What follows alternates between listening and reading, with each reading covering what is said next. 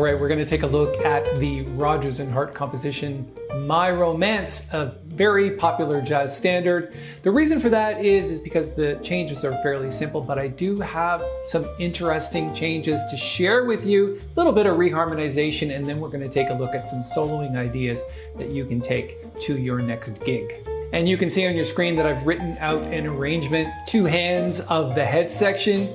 It's important that we listen to this and look at the chord changes as we go through the tune so that we can discuss some of the ideas that I want you to implement. Stick around because at the end of the video, I'll show you how you can get your hands on this sheet music by simply giving an email address. I recorded this just this morning. Let's listen to it from the beginning.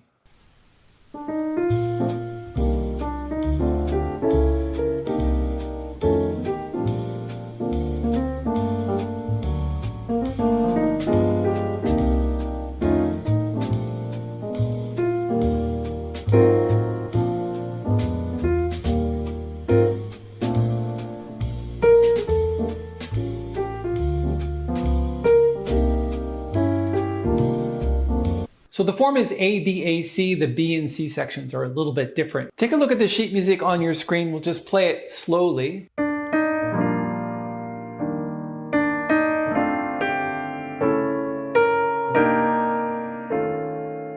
This chord here, F7, I've switched it to a B7 with a sharp 11. It's like a tritone substitution. So you've got the tritone in the left hand and you've got the 11th on top. And then this chord, D7, it's like an A flat 7 over D7. This voicing here. Nice and rich. Line cliche. There's that B7 voicing again. We're at the end of line 2. And then if we scroll down a little bit, we're at the B section. I really like this voicing because it's nice and full. And then fourths in the right hand on the A flat 7.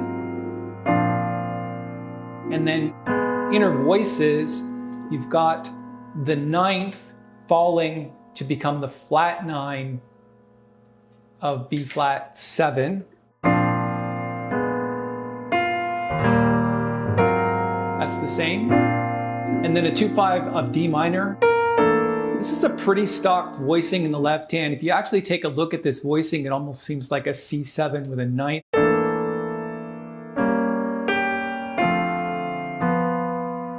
And then I like this voicing. If you put these two chords together, you've got an E flat major triad over the tritone in the left hand.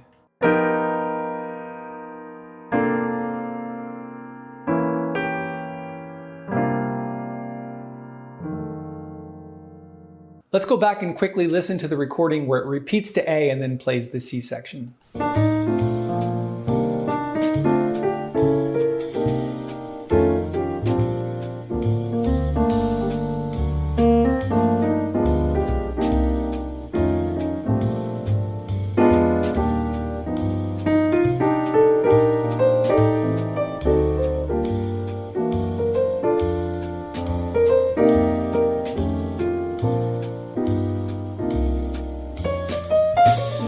Let's play it slowly from the E flat major 7 because this would be considered C of the A-B-A-C form.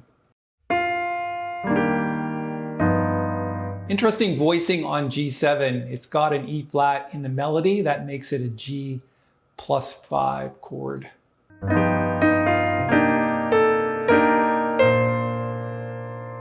Make sure you catch this B flat. Typically the bass player is going to do that, but you can help him out. So this voicing right here, think about this like an F7 with a 9, but it's also A flat half diminished 7th. And then I really like this voicing D7 flat 9. You've got the flat 9 here.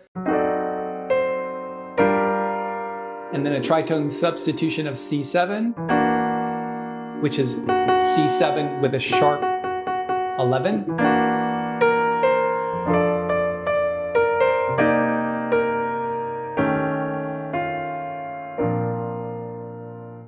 Some people play this E flat. I don't like that. I actually play an F here. Because if you play this voicing, it just sounds wrong with the E flat sometimes. And then a 1-6-2-5. And there's that voicing again for B7 sharp 11. Okay, the sheet music link is coming up. Let's go and listen to the solo now, and we'll talk about some of the soloing ideas that you can incorporate on your next gig.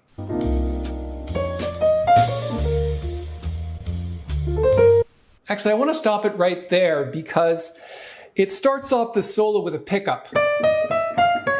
That's a very typical thing to do in bebop. The reason why is because it's chromatics starting on the third. So if you do your 1-6-2-5, it's actually an F7 bebop scale. So the F7 bebop scale is this.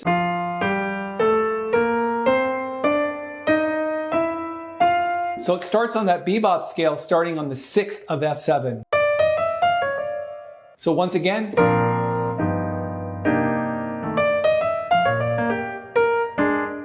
try that the next time you do a pickup to a solo, especially if you're on the 5-7 chord going back to the root.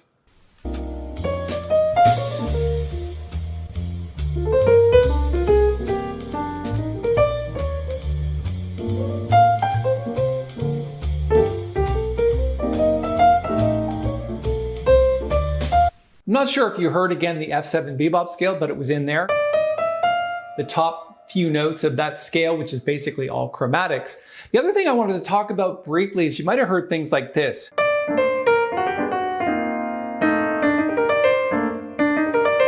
So what that is a half step below the third of C minor 7, and then play the chord, but you're basically rolling it.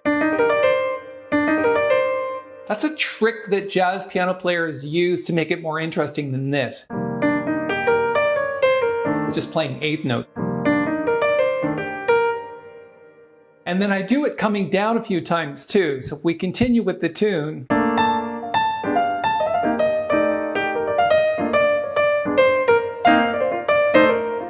Did you hear that?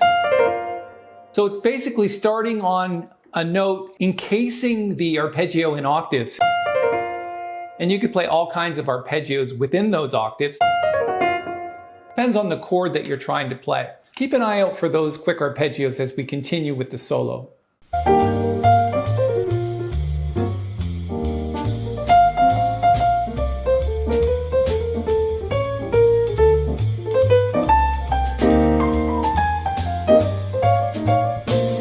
So you heard probably a couple of instances of those rolled chords. The other thing is you might have heard this.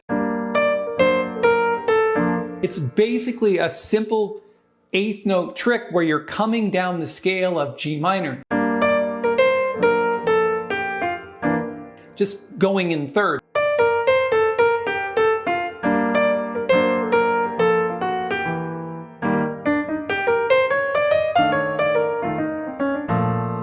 Go back and listen to the solo.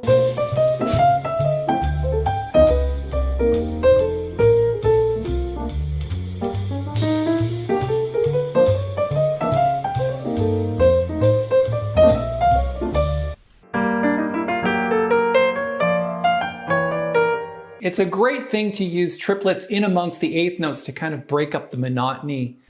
Okay, let's pick it up from there.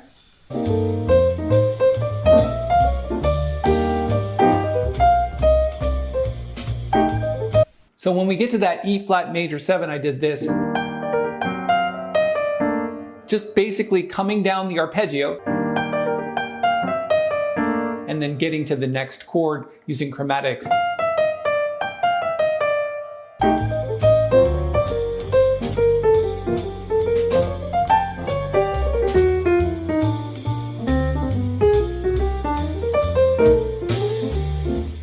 Now that's something that you hear a lot in bebop. When we got to the turnaround at the end, and it's basically 1-6-2-5. So B flat to G7 to C minor 7 to F7 back to 1. So what you do with the turnaround is you play the third of the G7 chord. So if we're playing B flat, and then go down to the third of G7, and then jump up to the flat 9, and then do an enclosure with this destination note being G. That's a very typical bebop lick. And then you can do it on the C minor 7th as well. Getting to the destination note E flat of C minor 7.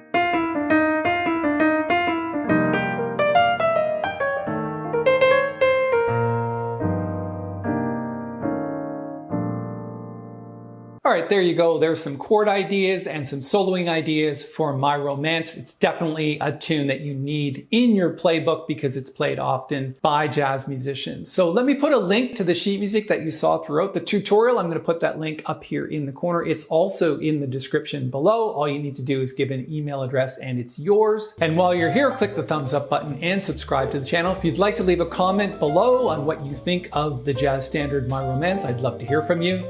And finally, if you're looking for other jazz standards that you can sink your teeth into, I would suggest you check out this video next.